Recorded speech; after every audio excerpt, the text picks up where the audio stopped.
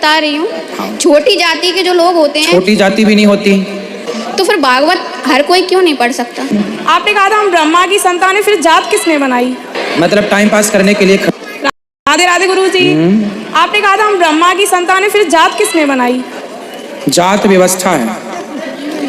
जैसे यहाँ कथा हो रही है तो कथा में स्त्रियों की व्यवस्था अलग है, बैठने की पुरुषों की अलग, बिठालने वाले व्यवस्थापक अलग हैं, ये टेंट लगाने वाले अलग हैं, ये साउंड लगाने वाले अलग हैं। ये सब कौन है? व्यवस्थापक। क्या बिना व्यवस्थापक की व्यवस्था होगी? नहीं। उसी तरह समाज की 4 व्यवस्था है। ब्राह्मण एक व्यवस्था है, क्षत्रिय एक व्यवस्था है, वैश्य की व्यवस्था है। ब्राह्मण का काम है वेद पढ़ना पढ़ाना, क्षत्रिय का काम है देश की रक्षा करना, वैश्य का काम है आर्थिक रूप से देश को मजबूत करना, और शूद्र का काम है सबके साथ कंधे से कंधा मिलाकर खड़ा होकर सेवा करना। तो ये व्यवस्था बनाई गई है। बाद में कुछ लोगों ने भेदभाव पैदा किया। भगवान ने जब बनाया तो क्या बनाया? व्यवस्था बनाई। ब्राह्मण कोई जाति नहीं है, ब्राह्मण एक व्यवस्था है। क्षत्रिय कोई जाति नहीं है, व्यवस्था है।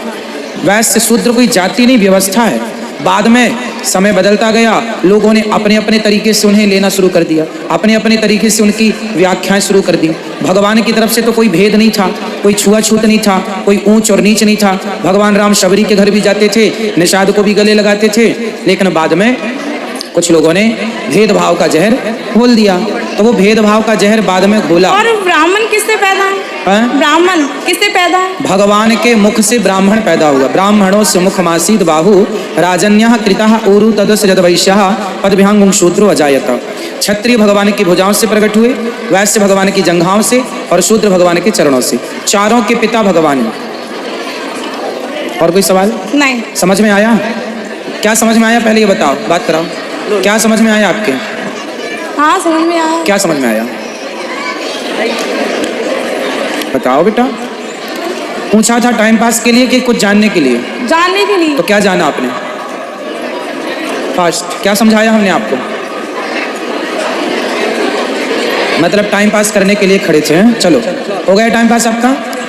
ठीक है। आप कौन है? 2 प्रश्न है मेरे। पूछो। राम जी की बहन का क्या नाम है? शांता।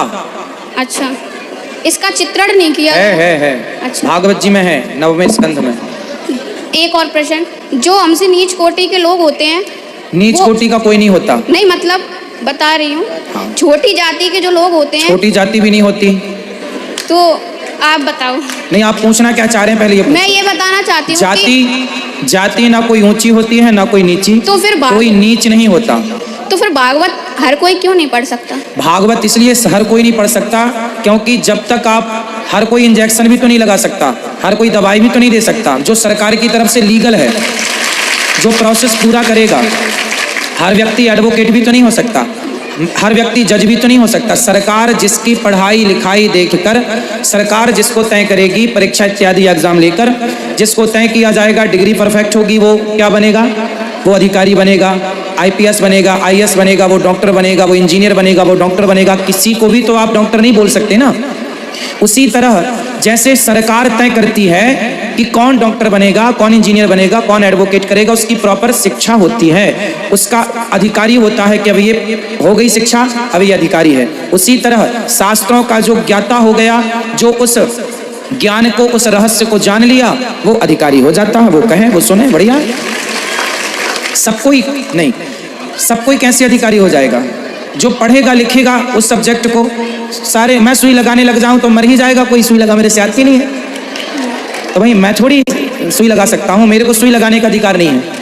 मेरे को न्याय करने का, मैं जज की कुर्सी पे जाके बैठ जाऊं, वो मेरा लीगल प्रोसेस नहीं है। जो मैं कर सकता हूं वो मेरा काम है। तो उसी प्रकार बेटा, पढ़ लिख कर जब आप योग्य हो जाएंगे तो आप अधिकारी हो जाएंगे।